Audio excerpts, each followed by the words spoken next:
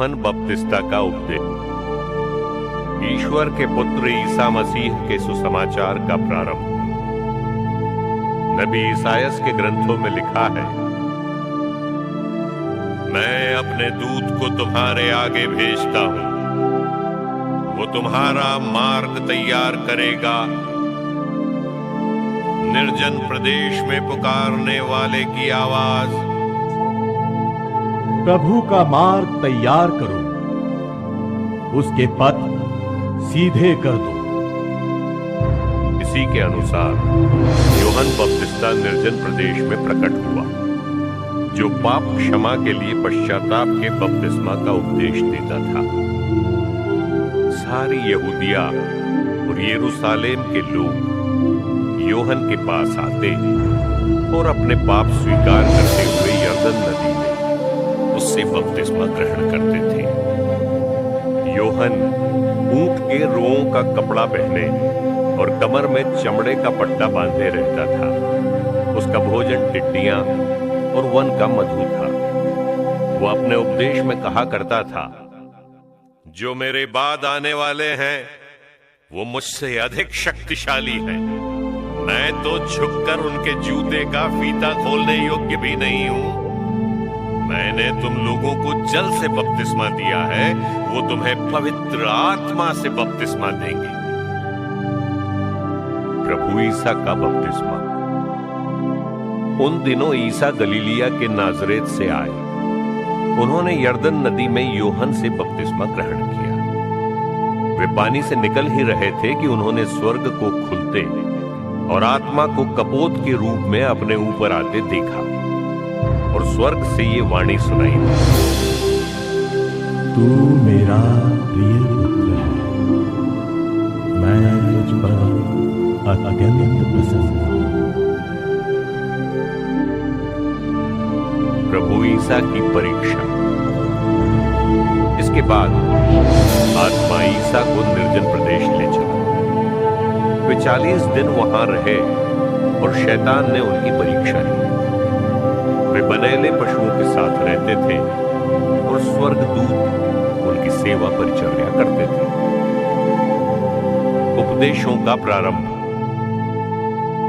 यूहन्ना के गिरफ्तार हो जाने के बाद ईसा गलीलिया आए और ये कहते हुए ईश्वर के सुसमाचार का प्रचार करते रहे, समय पूरा हो चुका है, ईश्वर का राज्य निकट आ गया है, पश्चाताप करो और सुसमाचार में विश्वास करो। 4 मछुओं का बुलावा।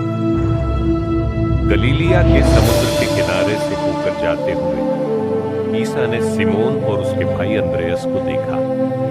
वे समुद्र में जाल डाल रहे थे क्योंकि वे मछुए थे। ईसा ने उनसे कहा, मेरे पीछे चले आओ, मैं तुम्हें मनुष्यों के मछुए बनाऊंगा। और वे तुरंत अपने जाल छोड़कर उनके पीछे हो लिए।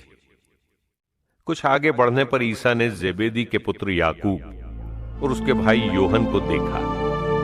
वे भी नाव में अपने जाल मरम्मत कर रहे थे। ईसा ने उन्हें उसी समय बुलाया। वे अपने पिता जेबेदी को मजदूरों के साथ नाव में छोड़कर उनके पीछे हो लिए।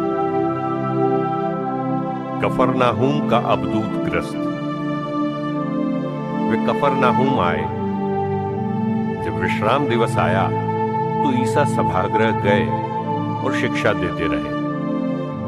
लोग उनकी शिक्षा सुनकर अचंभे में पड़ जाते थे, क्योंकि वे शास्त्रियों की तरह नहीं बल्कि अधिकार के साथ शिक्षा देते थे। सभागृह में एक मनुष्य था जो अशुद्ध आत्मा के वश में था।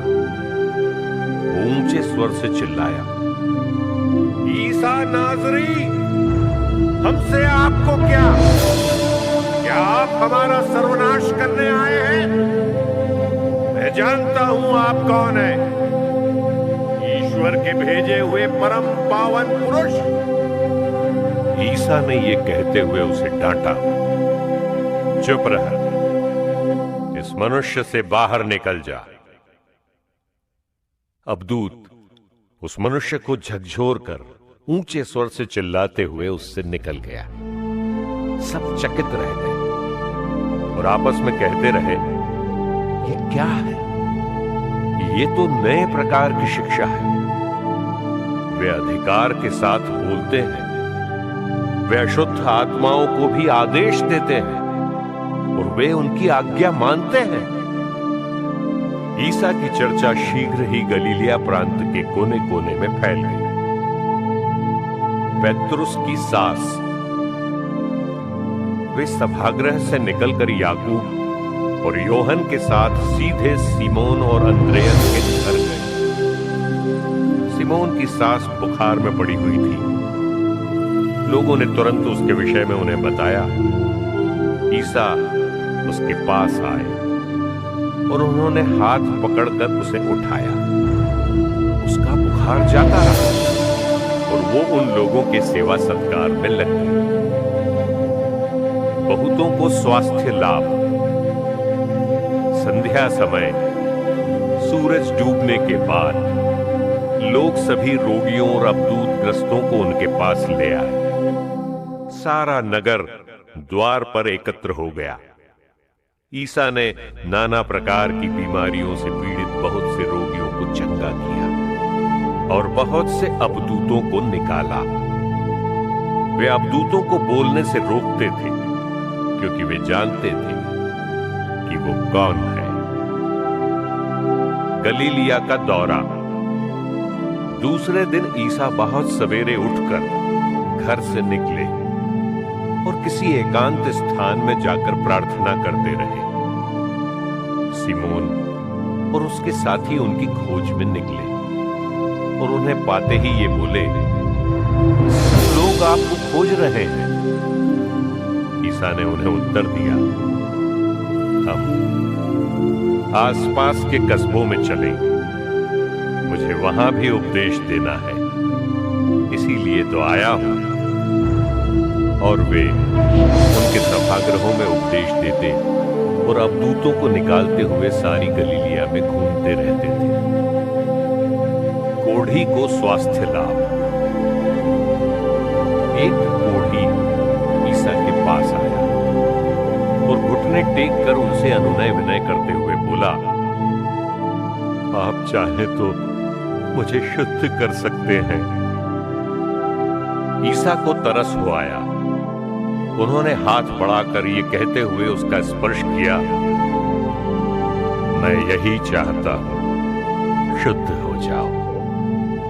उसी क्षण उसका कोढ़ दूर हुआ और वो शुद्ध हो गया। ईसा ने उसे ये कड़ी चेतावनी देते हुए तुरंत विदा किया, सावधान, किसी से कुछ न कहो, जाकर अपने को याजकों को दिखाओ और अपने शुद्धिकरण के लिए मूसा द्वारा निर्धारित भेंट चढ़ाओ, जिससे तुम्हारा स्वास्थ्य लाभ प्रमाणित हो जाए।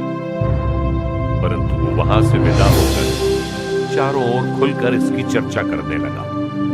इससे ईसा के लिए प्रकट रूप से नगरों में जाना असंभव हो गया, इसलिए वो निर्जन स्थानों में रहते थे।